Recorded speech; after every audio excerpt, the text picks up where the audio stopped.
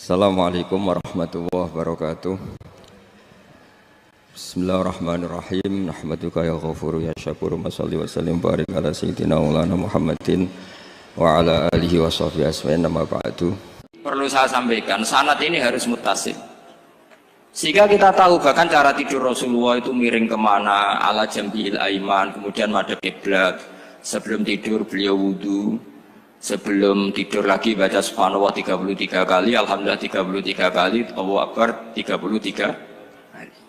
Sebetulnya wiridan itu sanad paling kuat itu tentang mau tidur. Meskipun ada riwayat dibaca setelah apa? Sholat. Jadi makanya kita al-jam'u baina riwayaten, habis sholat ya baca itu, mau tidur ya baca itu. Nah, sebetulnya habis sholat sama mau tidur itu ngeri mau tidur. Karena ini kan pemanasan mati. Pelatihan mati, karena satu kondisi yang ada sudah tidak bisa ikhtiar. Tapi kayak apa Rasulullah? Justru kita kondisi yang nggak bisa ikhtiar itu pesannya Nabi apa? Kamu baca ini, in mutta kata Nabi, ada yang baca in mitta. Kalau mau berpikir potensi paling ngeri, bahaya paling ngeri adalah orang mau tidur, karena di situ kita tidak bisa apa-apa. Cara musamu mangkel beku ya karek nyembelih, cara bojomu mangkel beku ya karek ngobong kok ini TV ini. Anda usah merasa tidak akan mengalami itu, ya insya Allah enggak itu. Tapi dengan melihat di TV semua potensi itu ada. Untuk aku turun yang kendaraan tangis-tangis nih akhirat. Terus tak Gusti kalau mau akhirat mau kecelakaan. Nah, justru mau tidur itu Nabi itu unik. Kelihatan bahwa ada nubuah, ada kenabian yang luar biasa. Kalau mau tidur ada nubuah, ada kenabian yang luar biasa. Kalau mau tidur itu ada wiridannya. Saya termasuk orang yang fanatik baca wiridan sebelum tidur. Jadi jangan kira kalau Selasa sholat jarang wiridan, tidak punya wiridan di tempat lain, itu sangat suudzon yang menyakiti. Saya punya cara sendiri untuk ingat Allah itu, terutama mau tidur. Sampai istri saya itu protes.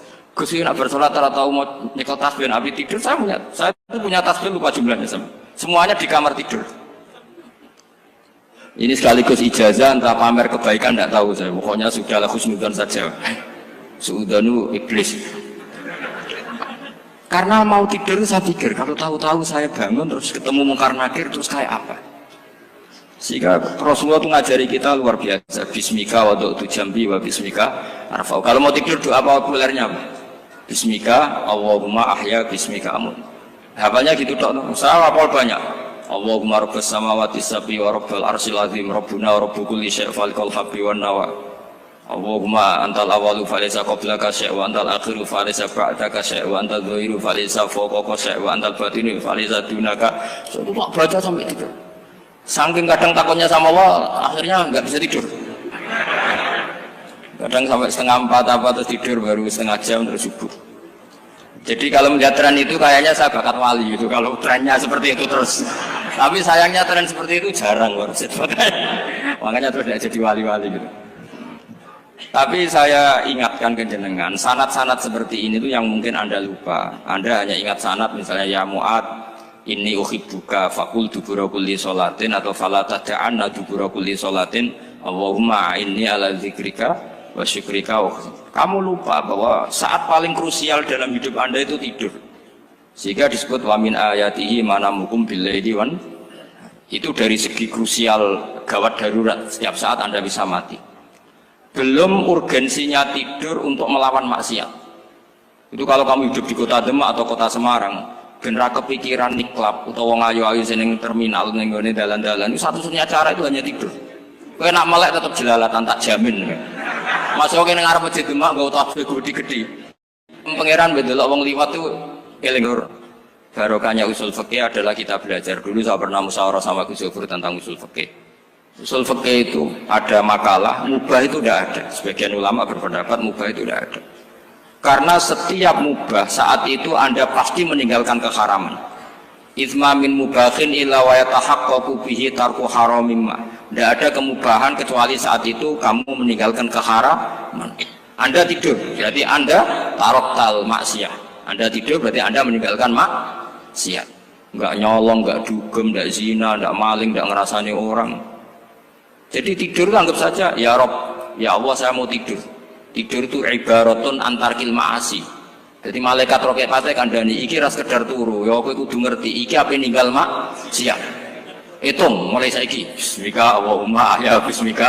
Namun ayo roke patit hitung. Anggap ini kiat meninggalkan maksiat. Terus turun 6 jam berarti tidak maksiat 6 jam. Meskipun akhirnya maksiat karena bangun jam 7. Artinya maksiat ras subuh gitu. Tapi betapa krusialnya ulama. Ulama lah yang mengajarkan kita tidur itu rohatan lil abdan, untuk istirahat. Kita pulih lagi, bisa kerja lagi. Pak Bupati bisa ngantor lagi, Pak Kapolsek, Kapolres bisa ngantor lagi. Semuanya aktivitas tentara bisa ngantor lagi. Memulihkan kekuatan itu ibadah. Meninggalkan maksiat karena tidur juga ibadah.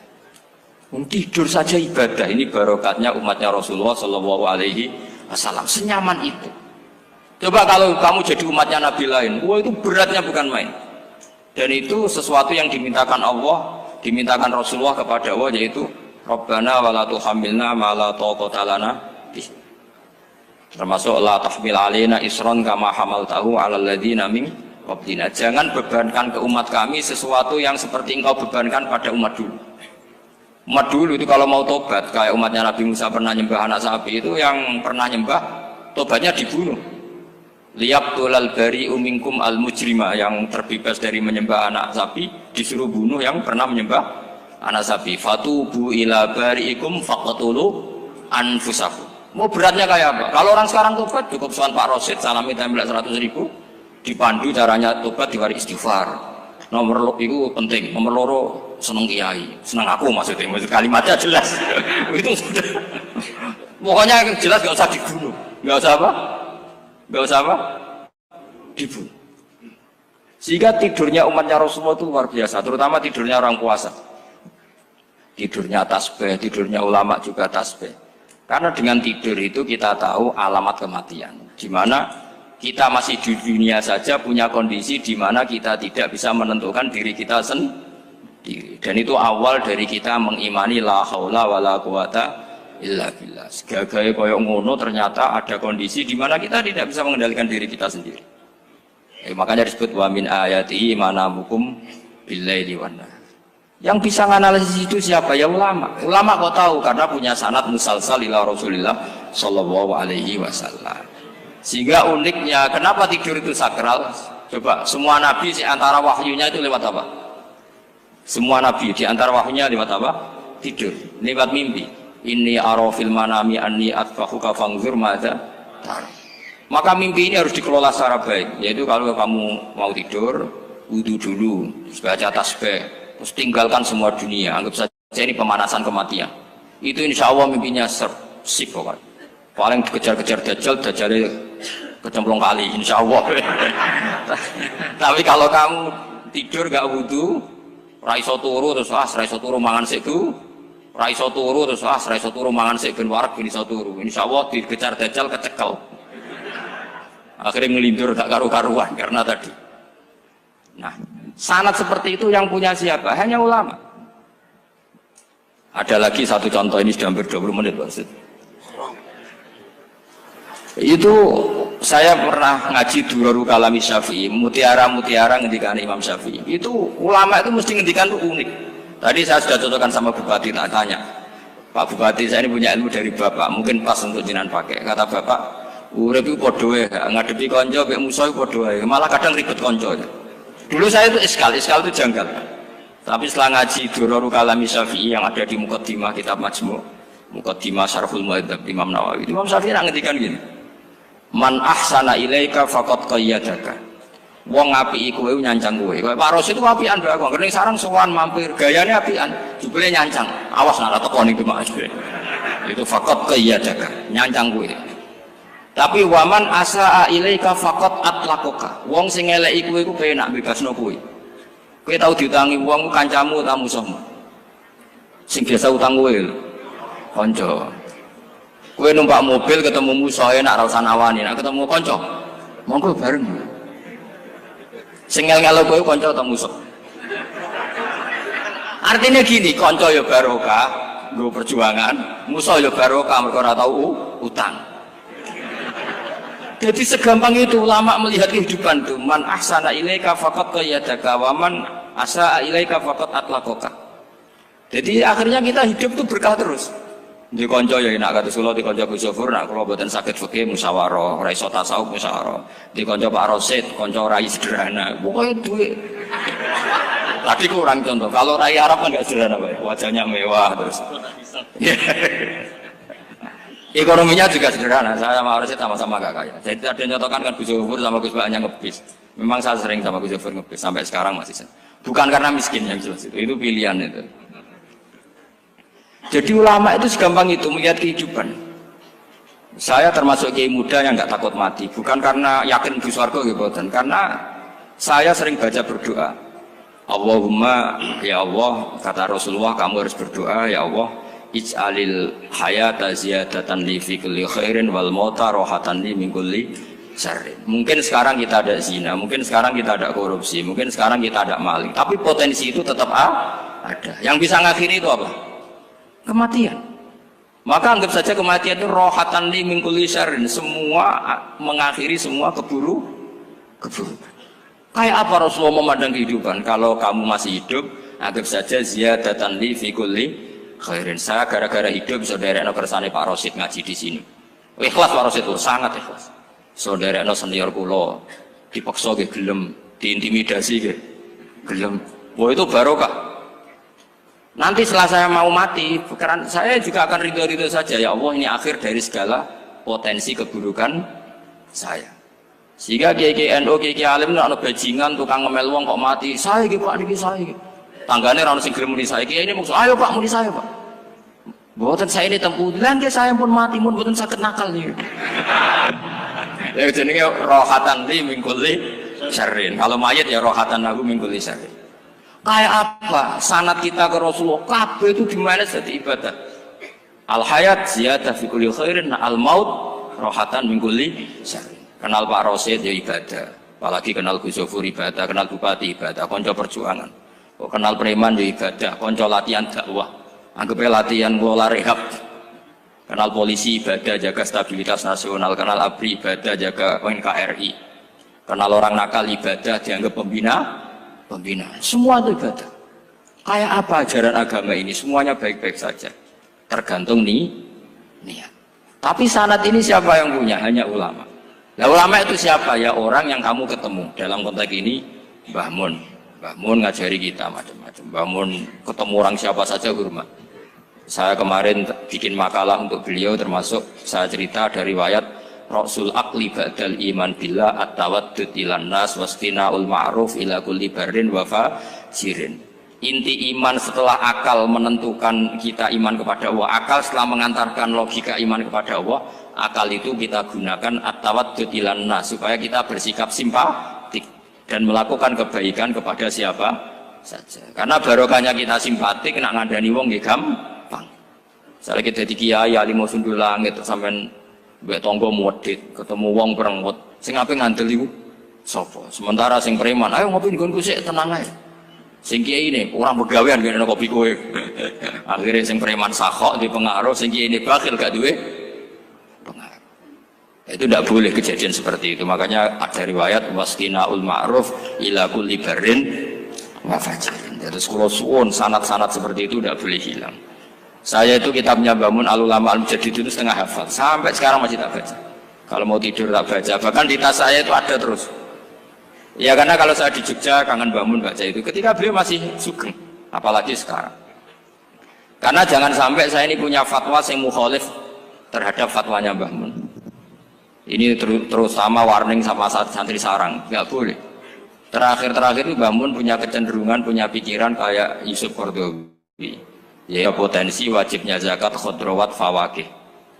Ngendikan gini sama sih ingat ketika ngaji sama Gus Zofur Pak Rosid kalau bangun guyon wong desa iku wis melarat gegere nganti koyo akeh wae bangun nyontokno gegere macul nganti koyo akeh gara-gara sing ditandur pari wajib zakat. Wong Sulawesi nandure kakao cengkeh zaman iku cengkeh joyo berhubung ora akut gak wajib zakat padahal kaya.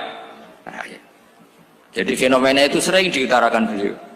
Lama-lama beliau ngarang di Al-Ulama Al-Mujaddidun, beliau mengutip pendapat Ibnu Katsir, tentu di era modern kayak Yusuf Qaradawi. Sebenarnya Yusuf Qaradawi sendiri bukan mujtahid, dia yang muqallid juga. Kata Ibnu Katsir, Wa mimma akhrajna lakum minal ard. Yang harus dizakati adalah ma itu umum, apa saja yang keluar dari bumi. Maka kecenderungan Mbah Mun akhir-akhir itu mbok yao fawaqih khudruwat itu dizakati. Tapi beliau tentu tidak ilzam ya, karena beliau sangat syafi'i. Tapi ini kan saran yang baik lah menurut saya. Apa susah sih jadi wong lomo gitu. Wong dadi wong medhit kok mbok bilo-bilo. Lah nek kowe takok takbirin ndi Gus, nak khudruwat fawaqih melon kakao tebu wajib zakat. Takbire iku lomo iku apik, medhit iku elek, ngoten mawon.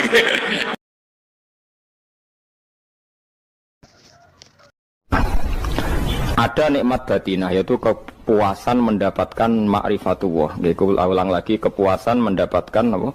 Ma'rifatullah. Itu nikmat batin.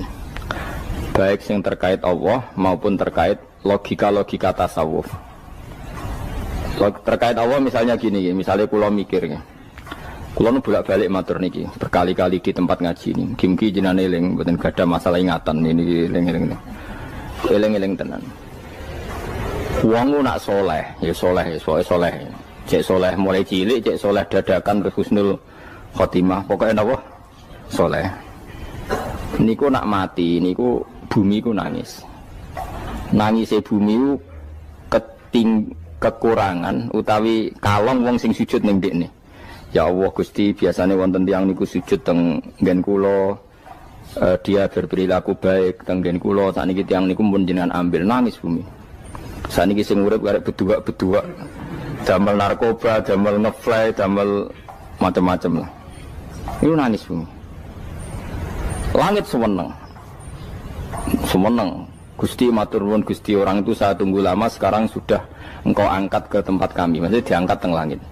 Sing bumi nangis, sing langit apa? Seneng. Nah kemudian kita berpikir begini, bumi kok iso nangis piye? Nah itu terserah, sampean apa termasuk ulama zahir, apa termasuk ulama batin.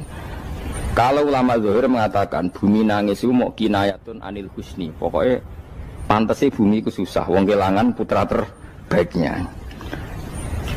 Tapi nak cara ulama-ulama hakikat yang mengenali sekali betapa kudrohnya Allah, betapa kudrohnya Allah itu tidak terbatas. Itu yang meyakini bumi nangis itu nangis tenan. Misalnya ngaten kalau tak terang malih ya. Kowe bayangno dadi Nabi Adam, ngrungokno kowe. Kowe bayangno dadi Nabi Adam. Nabi Adam tenan maksudnya. Terus Nabi Adam orang pertama dia tahu betul kalau dia dicipta dari bumi. Dan dia pula tahu betul, beliau tahu kalau dia bisa ngomong, bisa mikir, bisa macam-macam. Terus indukannya beliau itu bumi. Mesti pikiran Nabi Adam, jangan-jangan bumi ini juga bisa berpikir kayak saya. Ini kan materi saya, karena saya dari bumi ini bisa ngomong, bisa melihat macam-macam. Terus bedanya apa menurut sobek napa? Umpama kowe dadi Nabi napa? Adam. Orang yang dekat sekali, qoribu ahdin, dekat sekali dengan kesaksian kudroh Allah. Gini ku dekne roh nak materi ini ke bumi, dan dia orang pertama yang urung lali kamu nih. Tapi ketika sudah ribuan orang, mungkin jutaan orang, lali. Seakan-akan bumi itu tidak jenis dari kita. Bumi adalah hal yang berbeda dengan kita. Kita manusia berakal, bumi itu benda mati. Terus kowe katut wong goblok-goblok, bumi itu benda mati. Sajane ya rada kriminal wong Islam muni bumi itu benda mati. Enggak bisa berpikir, yang bisa berpikir hanya manusia. Itu kengawuran-kengawuran yang kita ciptakan sendiri, kita wariskan turun-temurun. Umpama kowe iku dadi ulama, ngomong ngono iku isin.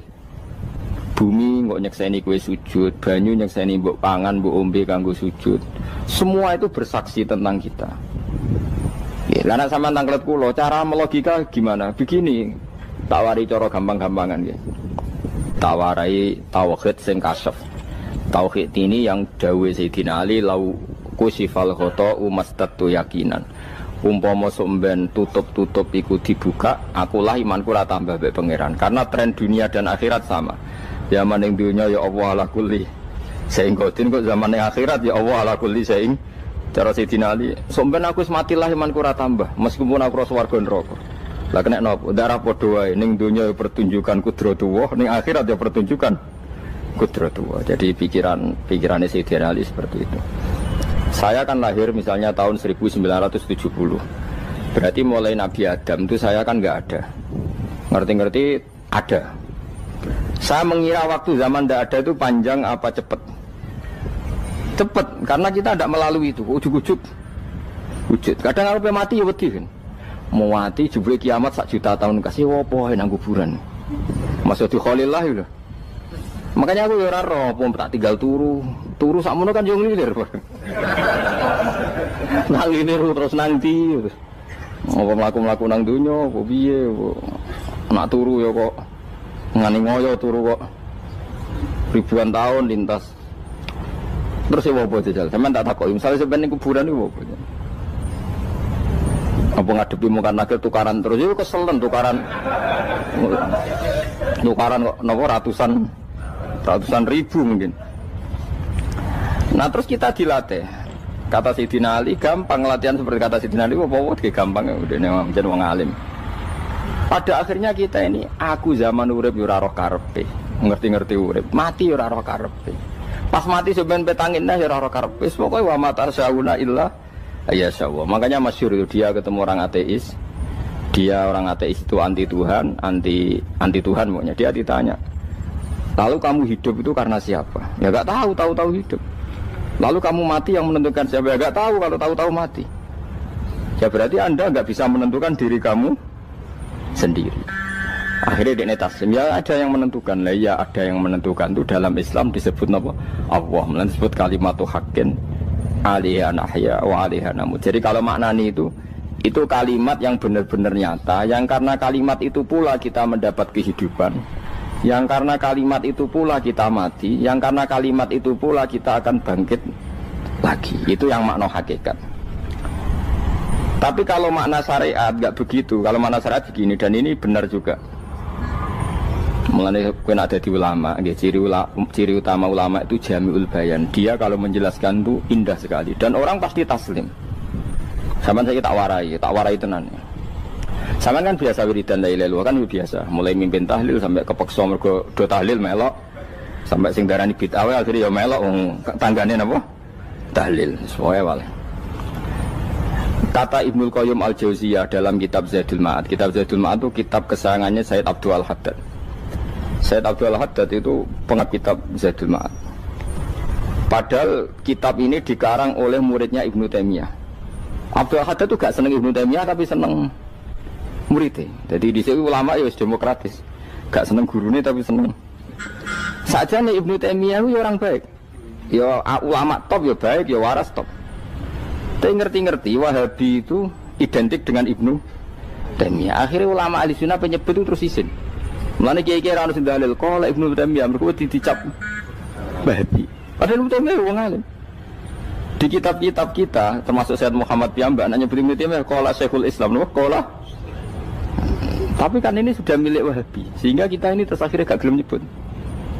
Jadi kitab koyo dalil fastabiqul khairat iki apa par iki dadi dalil yo dhewe-dhewe. Wah parah tenan wong-wong. Dulu saya melihat orang enggak kunut itu ya biasa. Mergo saya sebagai wong alim ngerti iku madzhab Abu Hanifah. Saiki nek ora kunut Muhammadiyah.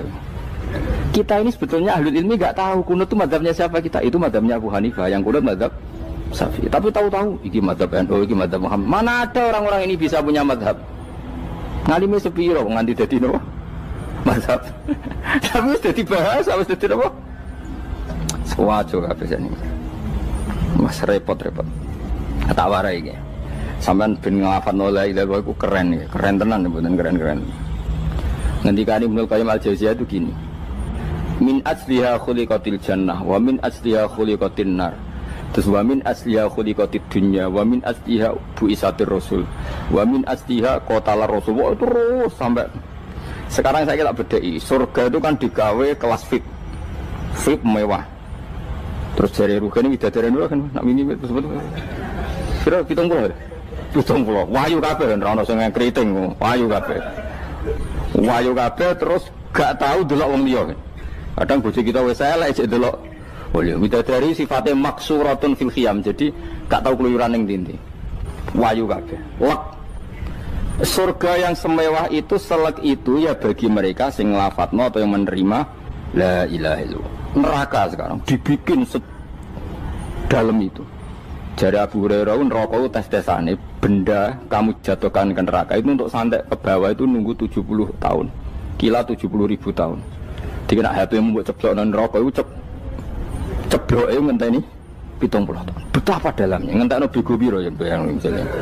Oh itu kontraktor mana saja tidak sanggup itu disuruh ngeduk kedalaman neraka.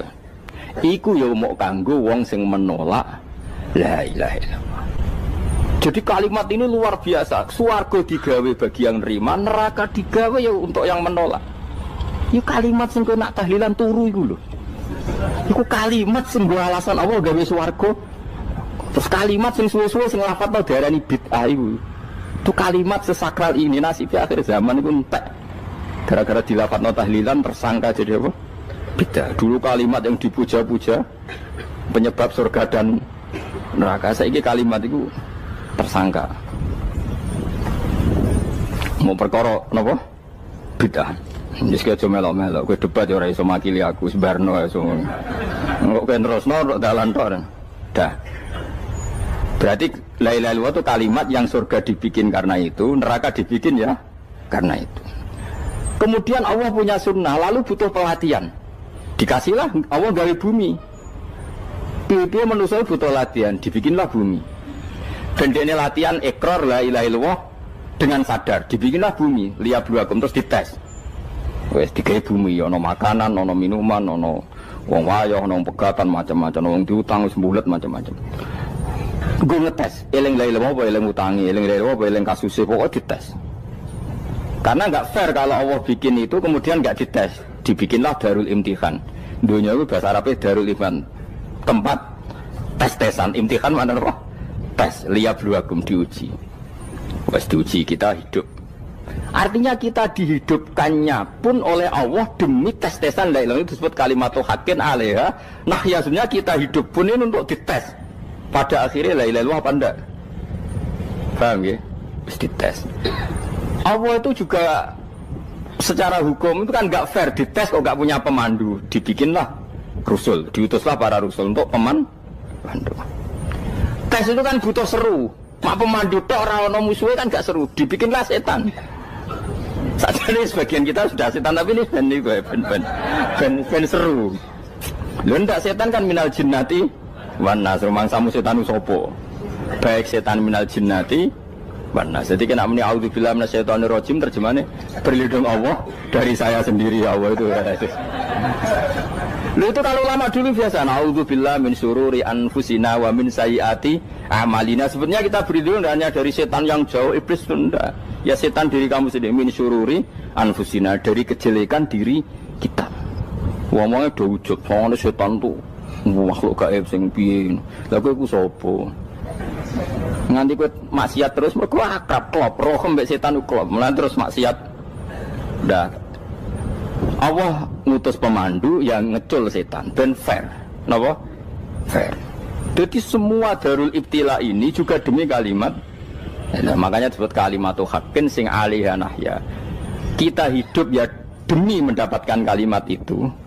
Kita mati nanti ya demi kalimat itu, artinya mati ke neraka ya karena kalimat itu kita menolak atau mengabaikan. Masuk surga ya karena kalimat itu kita hormat, kita benar dalam memperlakukan kalimat itu. Berarti 'alaiha nahya wa 'alaiha nam. Terus wa 'alaiha nub'as karuan, kalau kamu termasuk minal aminin ya nub'as minas solihin, kalau minal kafirin ya nub'as minaz zalimin. Tapi semua desain dunia ini hanya demi kalimat la ilaha illallah Muhammadur Rasulullah. Nah ini kan penting. Bagaimana mungkin kemudian kalimat sesakral ini, sehebat ini, kemudian ada orang tahlil kamu tidur. Kok iso kula janggal kok iso ana wong turu. Misalnya kayak mangkel, kalau mangkel sing mimpin Gus, wira barbar. Bagaimana mungkin kalimat yang menyelamatkan Anda kemudian Anda anggap problem? Elek gak? Apalagi kamu anggap ini bid'ah. Nak cara kula oke lah, ndongakno mayit itu gak ono tuntunan Nabi. Tahlilan gak ono tuntunan. Tapi wis muni tok kono tok. Artinya menduk kono tok ora usah nyerang kalimah, enak kalimah tetap kalimah thayyibah. Soal kowe ora seneng sing tahlil, mergo tiga profesi lah iku wonge wae gedhinge jogeman. Ya saya misalnya, saya kadang enggak cocok sama mubalek karena kadang profesi. Tapi saya tidak pernah anti pengajian bagaimana itu membawa syiar Islam. Tapi kalau mubalek kadang ora seneng, kadang takon entuk piro. Bareng sangoni sithik, kok gak sumput transportasi ini. Lah ngono kok mbok senengi iku piye? Tapi kita terus gedeng keliru iku sing gawa syiar Islam. Mana ada pengajian didengar orang banyak tanpa mubalek? Gak iso. Ini iso melepukno barang-barang ra penting jadi penting iso. Lah cara guruku teng larang yang apa melepuk nganggo panggung barang perkara. Tapi kadang ya benar. Yang namanya mudin mubalek ya itu bisa benar bisa salah, tapi kamu gak boleh gedeng kalimatnya. Pilih kalimat itu kalimat hak. Nah, ini penting kalau utarakan. Sehingga zaman Nabi Sugeng ini rungokno tenan ngaji kula. Zaman Nabi Sugeng ada sahabat namanya itu Usamah bin Zaid. Ini sahabat kesayangannya Nabi, hibbu Rasulillah. Usamah itu diutus Nabi perang. Ini dengerin nih, diutus perang. Pas perang itu si kafir tadi menggal temannya. Ada yang tangannya putus, kakinya putus. Wah, seorang kafir ini sudah luar biasa. Bacok sana, bacok sini. Ketika terdesak oleh pasukan Usamah, kebetulan Usamah ini cakap ya, sama beberapa temannya orang Ansor. Orang kafir yang sudah koto'a arjulana wa koto'a aidiana, dia pas terdesak bilang la ilaha illallah. Terus sama Usamah tetap ditusuk, dibunuh karena dia berpikir ini qolaha muta'awwidzan, dia melafadzkan kalimat itu hanya berlindung dari pembunuhan. Setelah dilaporkan Nabi itu marah besar. Nabi ngendikan kaifa anta ya Usamah bila ilaha illallah idza ja'at bika yaumal qiyamah. Kowe nek ditakoki la ilaha illallah ku piye? Piye wis ngomong la ilaha illallah, tapi sampai ngomong ngoten sakwise ngetoki tangan kula, maksudnya tangan kula tangan kelompok saya, kaki saya. Nabi tetap jawab kaifa bila ilaha illallah idza ja'at bika yaumal qiyamah. Pokoknya Nabi menyoal terus. Sampai menjadi fatwa ijma'nya fuqaha, siapapun yang melafadzkan la ilaha illallah harus kita terima meskipun qolaha muta'awwidzan, meskipun saat melakukan hanya cara zahir berlindung dari kematian, sehingga kita terima. Orang kafir yang 80 tahun kafir melafadzkan la ilaha illallah 1 menit menjadi mukmin. Sampai ada ayat kulil ladzina kafaru iyantahu yufar lahum ma qad salah. Ini kalimat yang sakral, bahkan kafir yang 80 tahun saja menjadi mukmin hanya karena melafadzkan la ilaha. Mulane yang ngaji saya, yang seneng saya, jangan pernah kamu mengatakan ada bid'ah yang orang bisa jadi kafir. Bagaimana mungkin orang mukmin yang ke kuburan dan melafadzkan la ilaha illallah kamu katakan kafir? Padahal kalimat ini yang kafir 80 tahun saja menjadi mukmin. Saiki ana wong nglafadzno la ilaha illallah mergo salah tempat pinggir patok mbok arani kafir. Kok aneh. Mungkin kafir 80 tahun udah dadi mukmin iki gara-gara ngafalno la ilaha illallah dadi kafir. Mergo mau salah tempat ning pinggir apa? Patok. Mboten ora cocok muni nganggur, wong sering ziarah ku nganggur. Nyatane ya tenan. Cara dekne pegawai negeri ora sering ziarah. Nah iku tapi ora usah muni kafir gak mungkin lah. Coba kalimat ini itu orang kafir yang 80 tahun menjadi apa coba dengan melafadzkan kalimat ini? Mukmin kan? Berarti kalimat ini adalah kalimat penghilang kekafiran. Lalu karena dilafadzkan secara salah dianggap kafir. Hanya karena bid'ah itu tidak mungkin. Makanya sebetulnya Wahabi yang alim-alim itu tidak berpendapat demikian. Saya punya beberapa referensi Wahabi yang alim itu tidak pernah mengkafir-kafirkan orang karena perdebatannya seperti itu. Tapi saat ini wis kuwajo. Sebenarnya kalau orang alim itu ya mirip-mirip, entah Wahabi entah tidak mirip-mirip. Karena kalimat tadi. Wahabi itu kitab terbesarnya itu Ibnu Taimiyah. Ibnu Taimiyah itu punya murid Ibnu Qayyim Al-Jauziyah. Itu sampai sekarang saya lihat di fatwanya Ibnu Taimiyah itu begitu hormat sama orang-orang kita ini sama. Tapi tahu-tahu lewat penyaduran sana sini terus menjadi kacau. Jadi kalau balik ini malah sampai nak kepengen dua nikmat batinah seperti tadi yang saya utarakan. Swarga dicipta sedemikian mewah ya demi yang menerima la ilaha illallah. Terus neraka dibikin se ekstrim itu juga bagi yang nolak. Kemudian dibikin daru pelatihan yaitu dunia ya karena kalimat berarti kalimat itu luar biasa. Wa biha qamatis samawati wal ardu. Kalimat ini pulang menjadikan langit bumi berdiri. Lalu sekarang kita bisa ngomong, bisa berpikir, bisa ngadekno BPKB macam-macam. Itu karena kita sendiri apa karena kudratullah? Saya tanya. Karena kudratullah. Kalau karena kudratullah, apa susahnya Allah bikin kemampuan tanah ini nangis, tanah ini susah. Wong podo-podo kowe iso nangis, iso mikir ya mergo kudratullah, ndak karena kamu. Harusnya ya sama, bumi-bumi ini bisa menangis juga karena kudratullah. Makanya bumi ini menangis ketika enggak ada orang yang sujud. Iku ya mungkin. Wong zaman kowe iso nangis ya krana kudratullah, mestine bumi yang kamu katakan benda mati, hakikatnya dengan kudratullah juga sama dengan kitab. Mulane tenggene kitab Al-Husunul Hamidiyah, kula ngrasa utang tenan mbek kitab. Dulu saya ngaji 2 tahun kitab Al-Husun. Kitabnya kecil tapi saya ngaji itu 2 tahun. Berkali-kali saya ulang. Itu beliau cerita gini. Dia yang ngarang itu orang alim, kebetulan dia orang India. Memang kelebihannya kitab dikarang orang Arab itu luweh bulet. Wong Arab kan semuanya Islam, karangannya itu standar. Ini dikarang orang India. Di Tonggo Blodor, di masjidnya, dikarang ulama yang masyarakatnya itu udah karu-karuan. Dia cerita itu gini.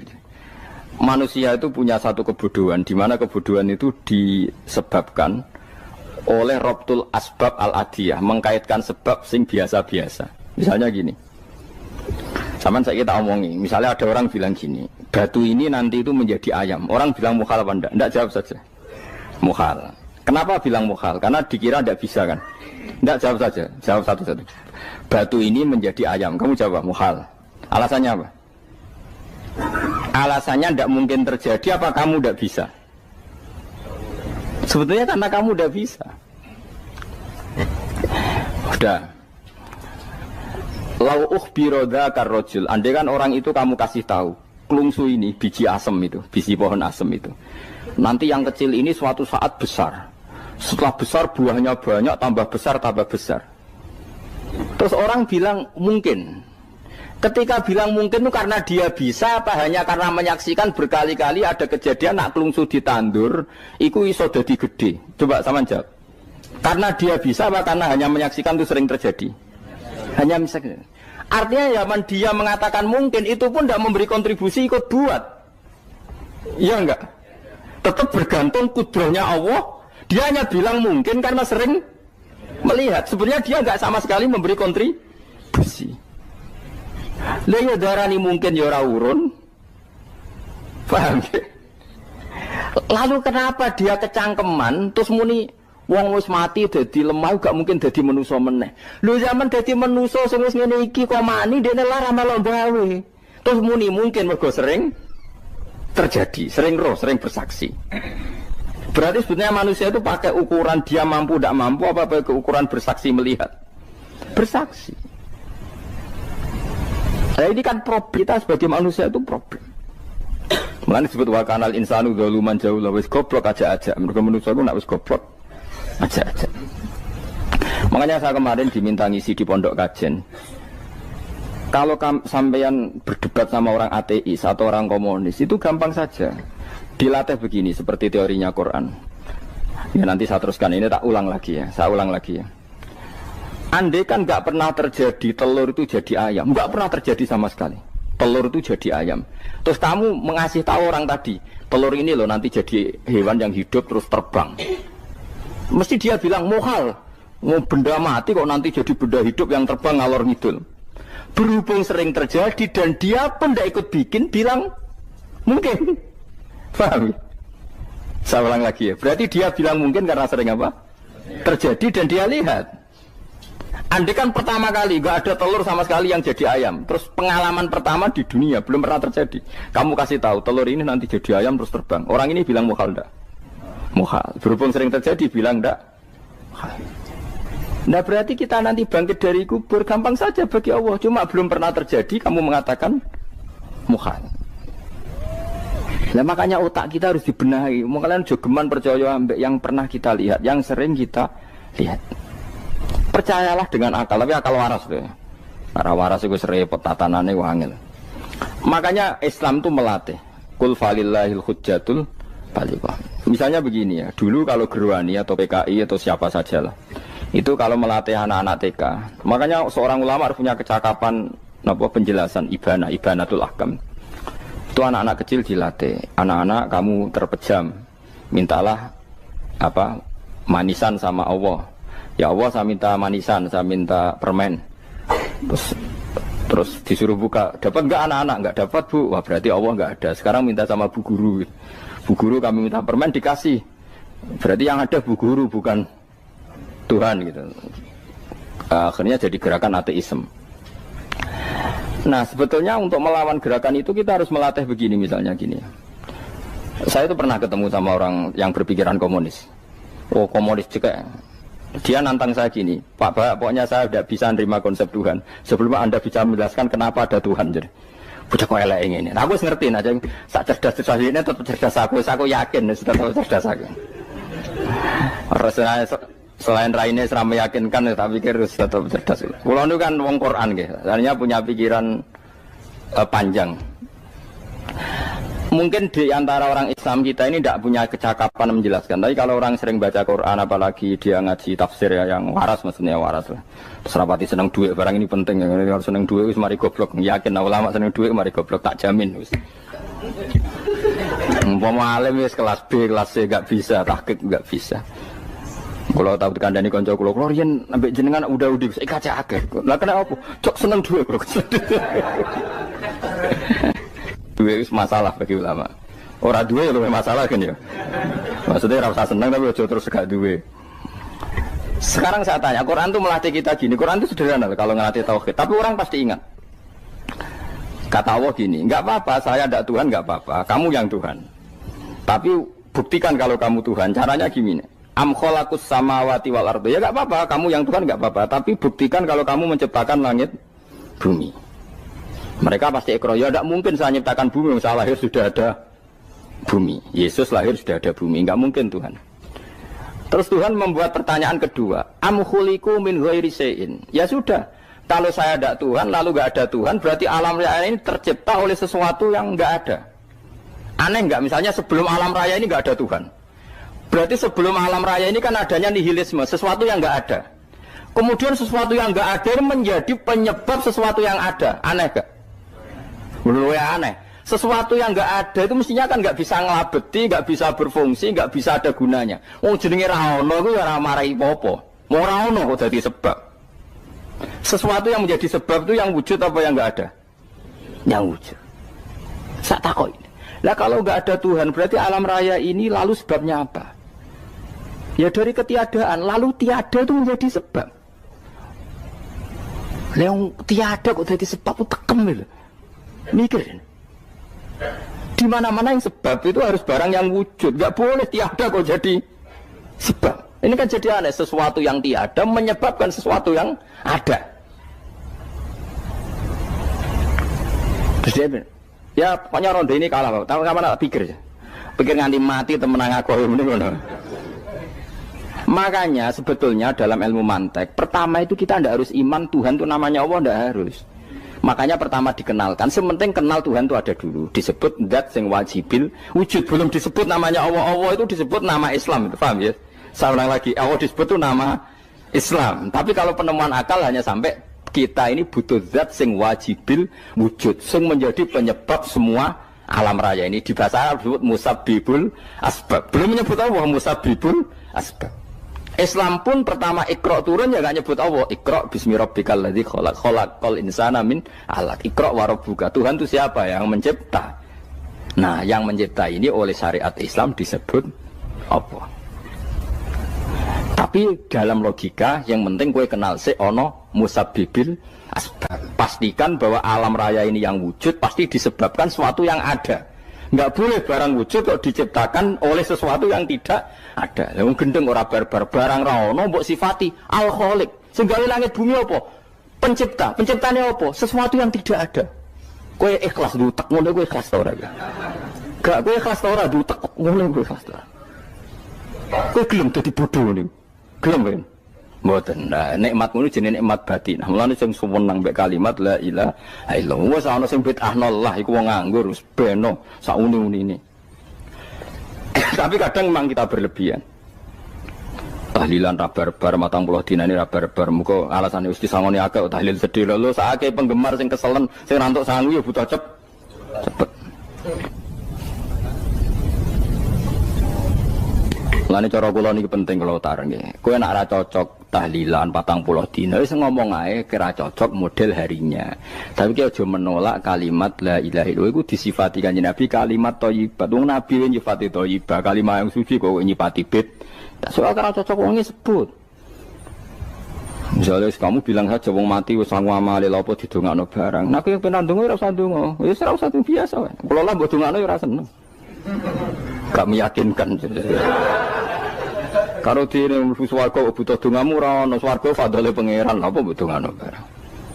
Ya tapi kowe donga aku ya seneng. Senenge ya semau lah timbang nyanyi-nyanyi rame-rame sadok donga. Mbok mandi mbok ora pokoke donga. Saya ulang lagi ya. Makanya Quran itu melatih logika sampai seperti itu. Am khalaqus samawati wal ard bal la yuqinun. Sampai terus diulang-ulang. Am khuliqu min ghairi syai'in. Kalau mereka merasa Tuhan enggak apa-apa, tapi buktikan mereka ini wujud sendiri tanpa sebab. Atau begini, kalau mereka tidak tahu sebab pencipta langit bumi, mereka sendiri suruh yakin kalau mereka adalah penciptanya. Am humul khaliqun, enggak apa-apa. Ya tapi masih Abu Jahal gendeng lah, masih Abu Lahab ngawur lah, nak takoki, ya wes pangeran kowe wae sing gawe langit bumi. Penggemarnya saja pasti tertawa.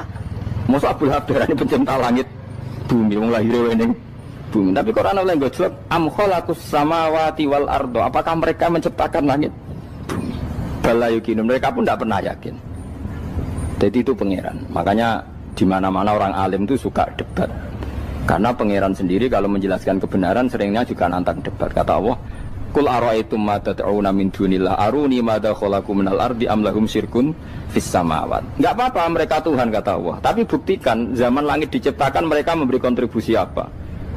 Apa urun bego, apa urun cagak, apa piye lah pas aku gawe langit iku dekne urun apa jare am lahum syirkun fis samawat. Misale urun apa lah? Urun tol ta urun apa lah. Itu pangeran. Mereka kan pasti menjawab enggak. Terus itu nih kita biming qobliyada. Kalau kamu nggak percaya Quran sebagai kitab, nggak apa-apa. Tapi buktikan kamu punya kitab tandingan. Nggak, mereka nggak punya juga. Atau gini, nggak usah Quran, nggak sakralan. Au atharotim min ilmin, atau kajian ilmiah yang membuktikan bahwa Yesus itu Tuhan, atau yang membuktikan bahwa berhala itu Tuhan. In kuntum shodiqin, nggak apa-apa. Kalau kamu benar buktikan. Nah itu makanya semua nabi itu punya kecerdasan. Karena tadi nabi kadung nantang itu nih kita biming qobliyada. Au atharatim min ilmin in kuntum shodiqin. Tapi sekarang orang alim soleh itu jarang. Yang ngono anggere wong soleh rapati ngalim, anggere sing alim biasanya rapati soleh. Lah kula termasuk rontok-rontok ya isih rontok soleh ya rontok, tapi lumayan masih menjaga hujjatullah tadi.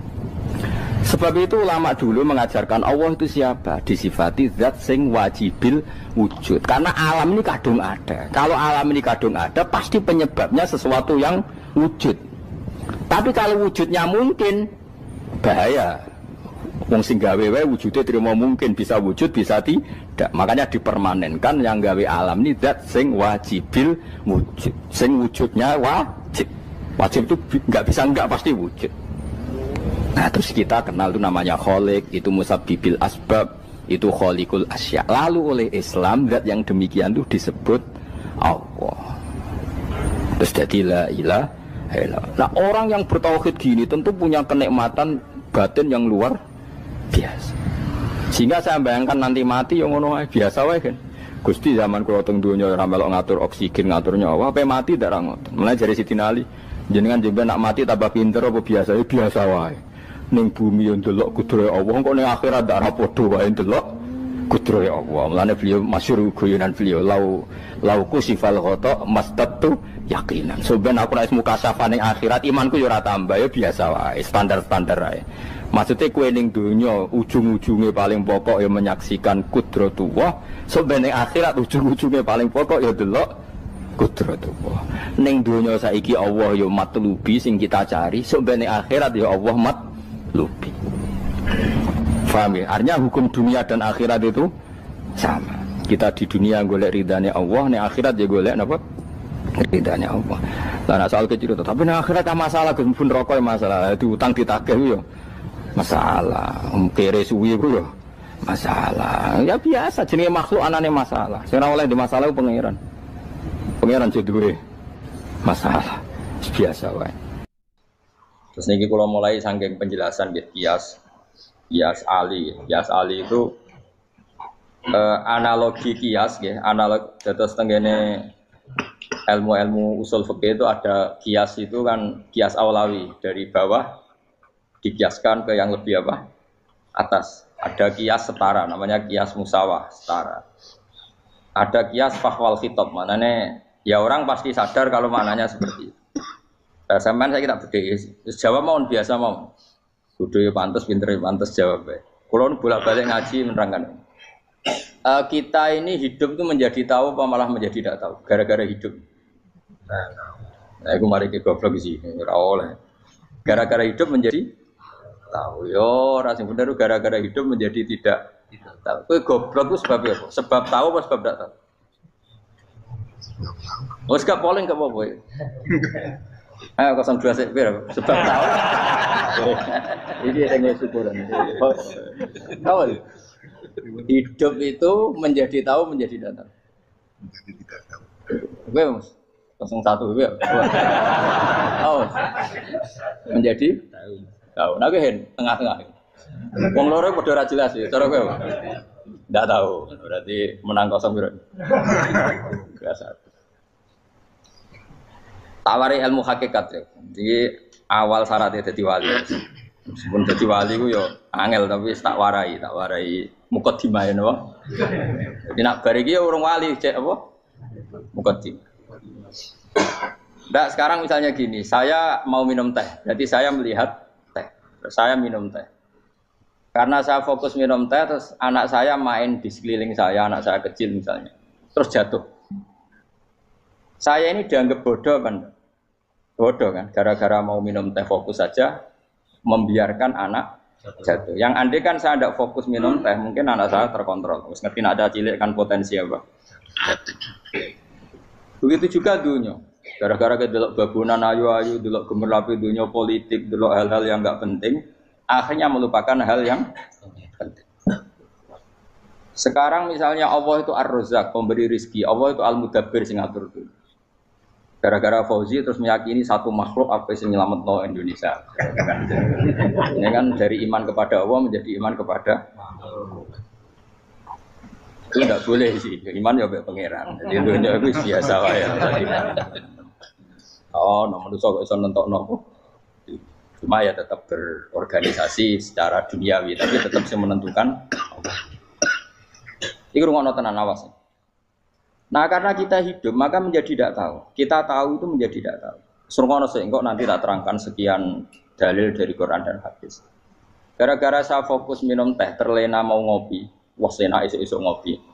Gara-gara terlena itu anak saya jatuh, menjadi tidak tahu.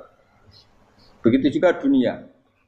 Makanya Allah sering memberi nasihat, fala taghurrannakumul hayatud. Kamu jangan tertipu oleh kehidupan dunia. Ibaratnya Allah menimpi direm, dat paling penting, paling pokok. Tapi kamu abaikan. Kamu bilang jabatan penting, teman penting, mitra pejabat penting, komunitas penting. Kamu sampai lupa bilang nah Allah itu lebih penting. Nah, ini sudah mulai kena hijab. Nah orang yang kena hijab ini nanti tidak bisa masuk surga karena Allah duka dengan duka marah besar. Allah ngendikan kalla innahum ar-rabbihim yauma idzil lamahjubun. Orang-orang ini nanti ketika di akhirat terhijab dari saya. Karena zaman yang dunia ora tau roh aku. Kenapa kok terhijab? Justru karena ada yang diketahui. Justru ada yang diketahui.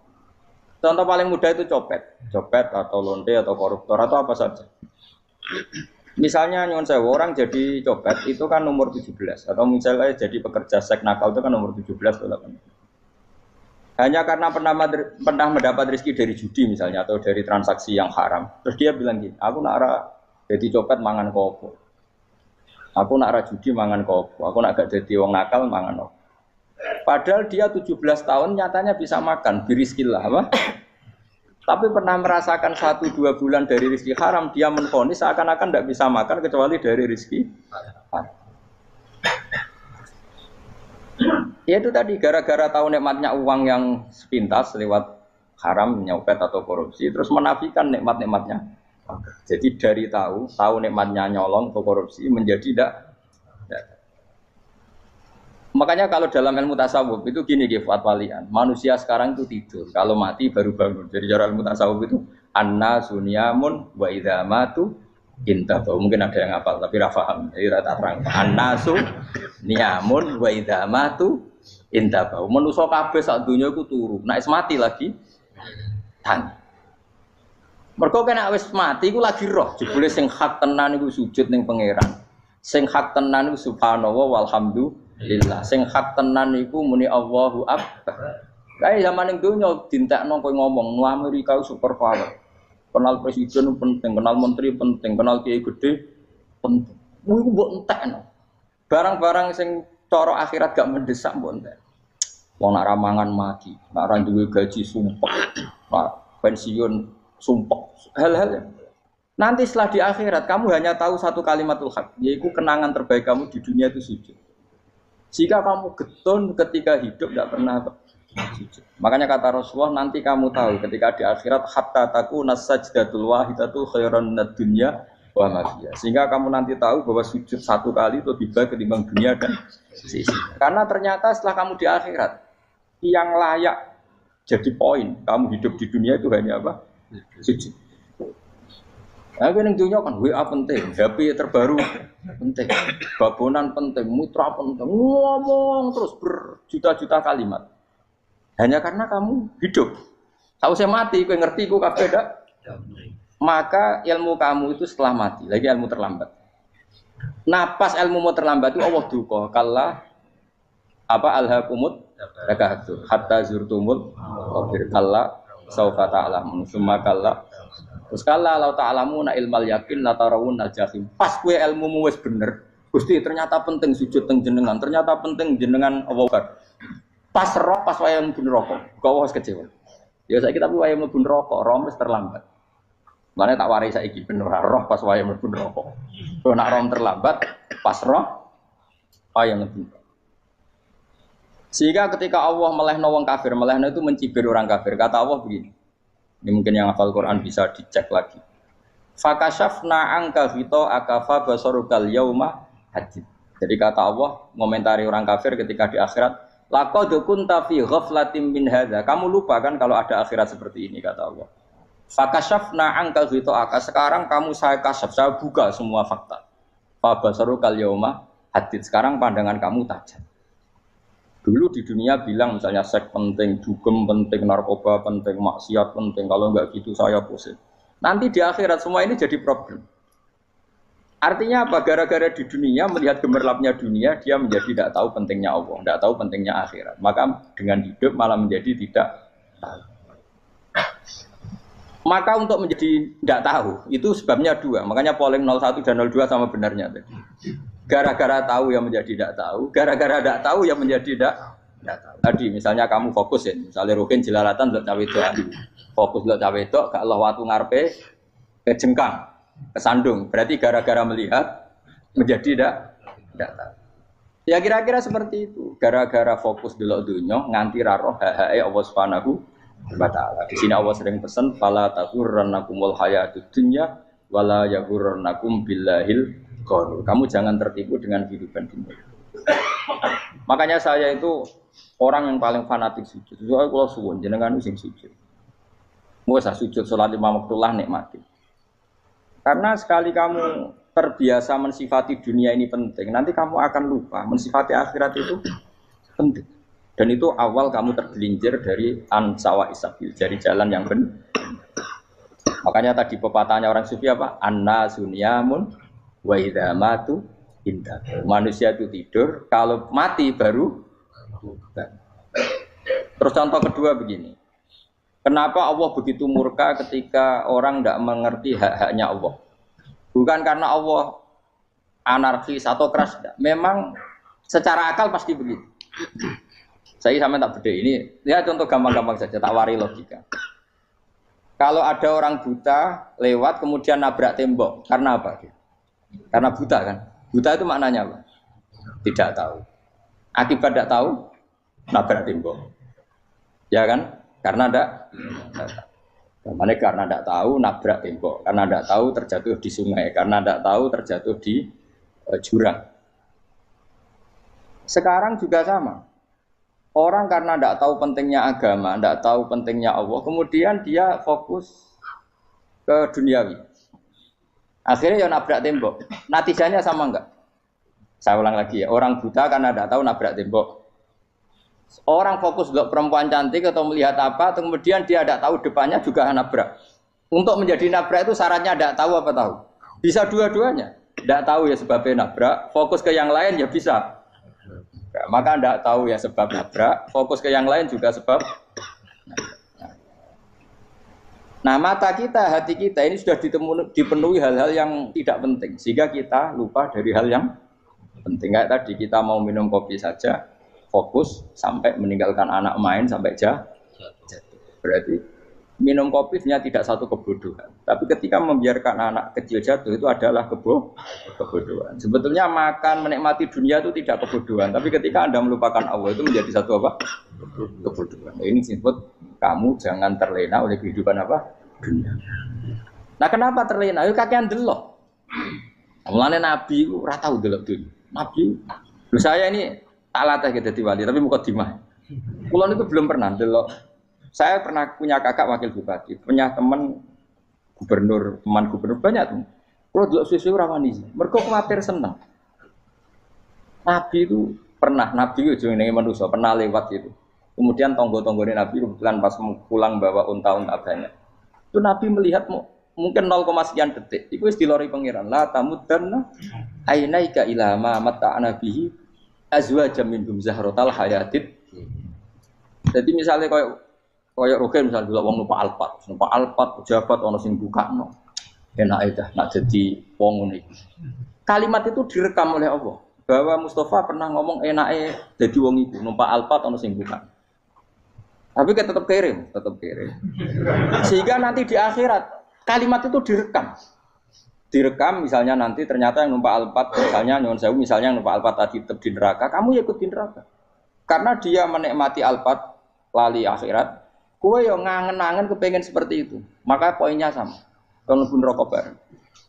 Terus ada orang sujud di musola, melarat sujud. Kowe gak pernah enake dadi wong iku. Padahal sujud itu yang menjadi orang masuk surga. Terus kowe ditakoki ning akhirat. Kowe tahu angen-angen dadi wong sujud mboten nate. Tapi kowe tahu angen-angen mewah nate. Yes, seneng kono kira-kira gitu. Lha iku latara undal pas kowe roh ilmu yakin pas wae mlebu neraka. Lha iki mulane tak ajari dini kiat-kiat supaya kira mlebu.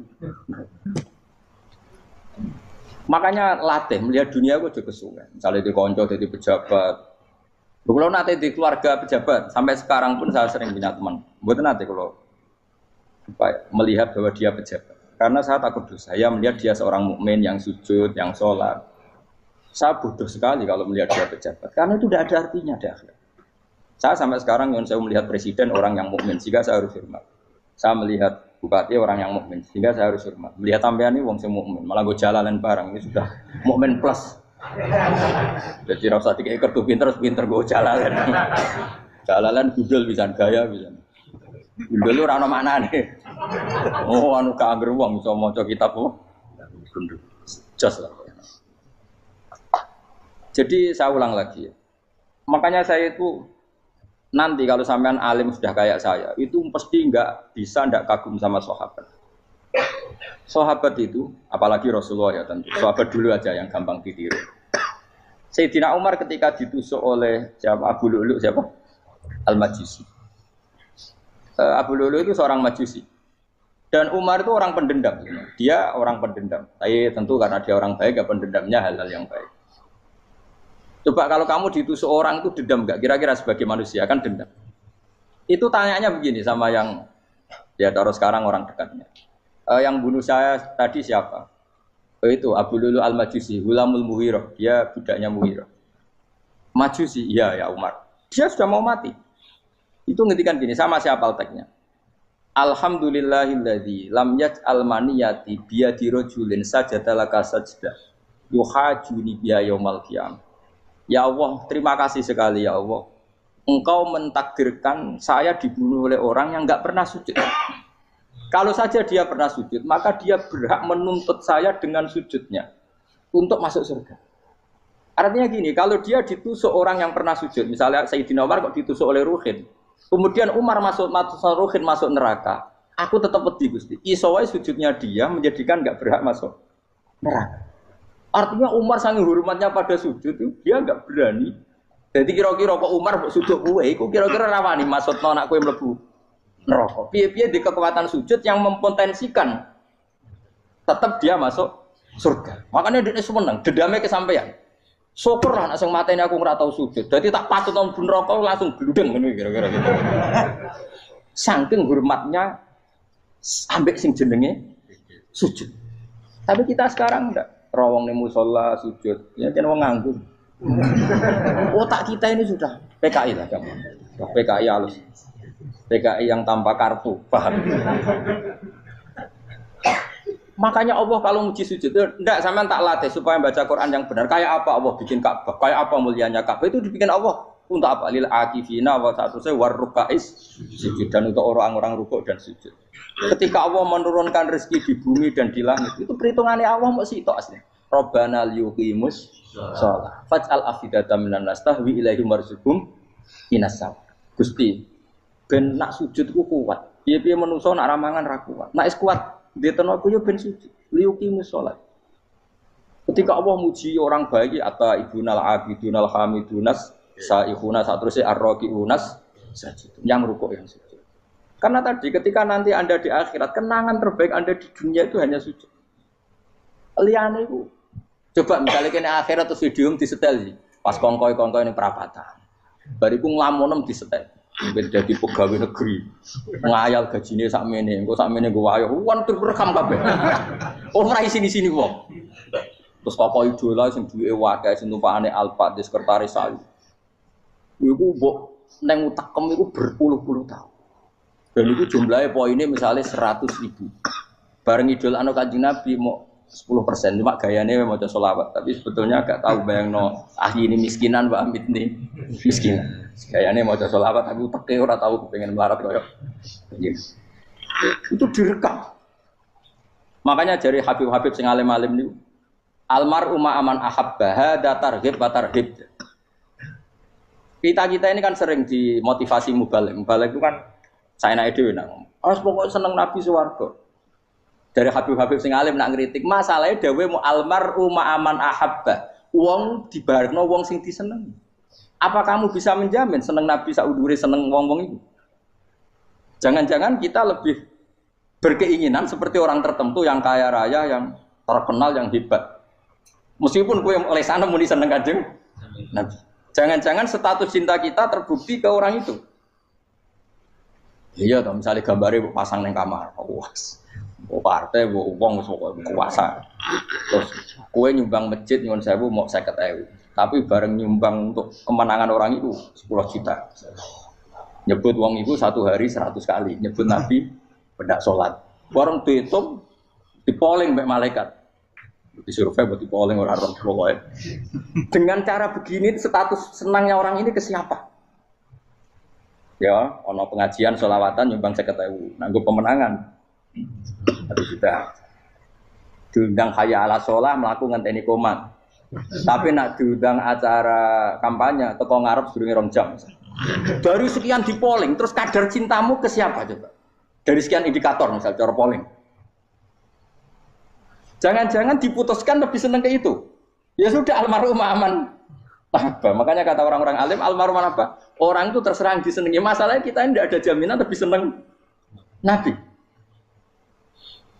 Ya orang ada jaminan ya saya aman misalnya. Hitung dewi-dewi. Rasa menang terus kau begitu. So wis kadung tuh, so wis kadung. Makanya Sufyan Ats-Tsauri itu jadi wali kurang sama mergo ibadah akeh mboten. Sufyan Ats-Tsauri gurunya Imam Syafi'i. Jadi wali itu sederhana. Sama tak ceritane orang-orang jadi wali dengan cara yang sederhana. Tapi kan niru copy paste ya, artinya orang apa ya, KW lah. Kalau niru gak apa-apa, tapi KW kebaikan.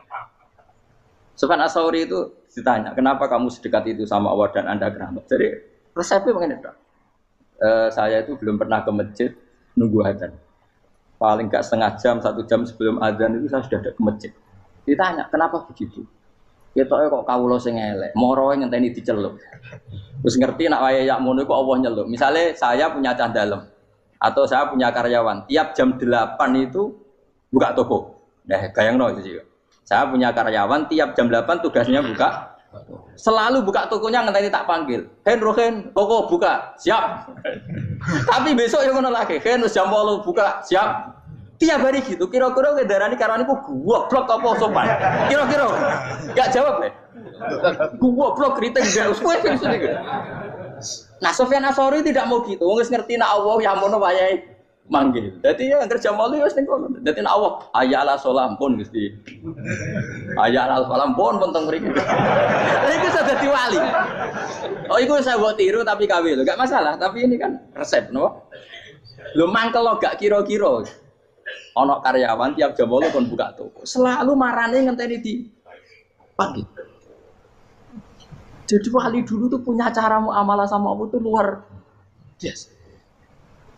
Ya ora usah mbok tiru terus kemen dadi wali wis ra iso kadung salah. Biasa wae. Aku lah nganti saiki ya biasa wae. Aku mau masjid ngenteni mek kumat ya biasa wae. Tapi aku kan iso dadi wali lewat jalur liya lah aku ya. Jalurku kan akeh. Mulang ya mari wali, sabar ning coba ya mari wali. Jane ana jalur fikir ya mari wali kan. Tapi kan loro, fikir loro. Jadi Imam Adil ya wali, di bojo judes iku wali masyhur. Ana wali barokah di bojo judes. Jadi ya jalur dadi wali. Wah lebih ngeri lagi. Ngeri tenan nganti akhirat aja wedi. Jadi anak jote wae gak. Para suami takut istri silakan baris, bareng sing wis baris, bareng sing wedok. Pak Rene lho tetep moro-moro.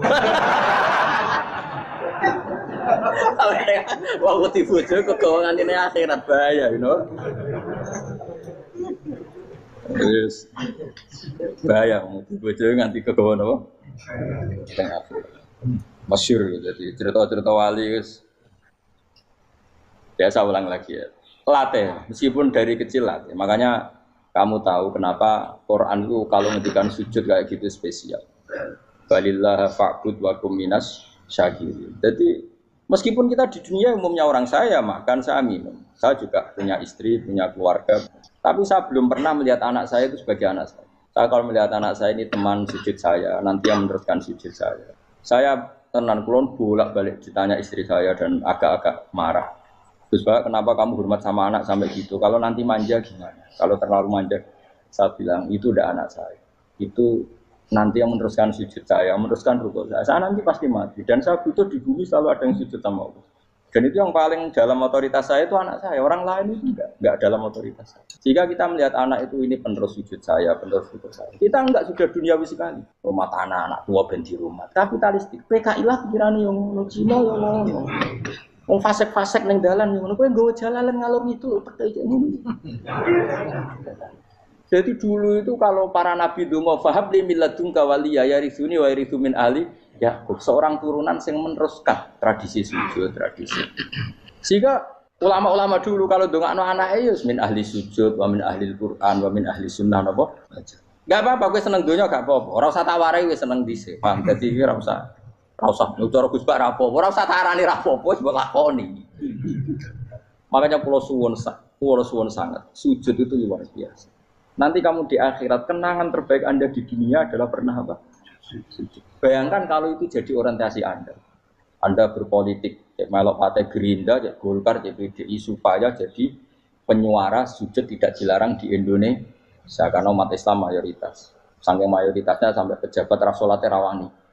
Beberapa pejabat rasolat bakal dipilih. Itu berarti kamu berpolitik niat bikin satu pressure supaya standar orang benar adalah sing nopo sujud itu ya benar. Kok yang kaya kerja biar bisa beli tanah untuk masjid, yang orang miskin ikut menopang supaya masjid itu berdiri. Semuanya orientasinya menuju apa? Sujud. Jadi tidak sujud itu harus jadi wong khusyuk sing goblok sujud terus. Tahu-tahu negara dikuasai komunis misalnya. Terus akhirnya sujud dilarang.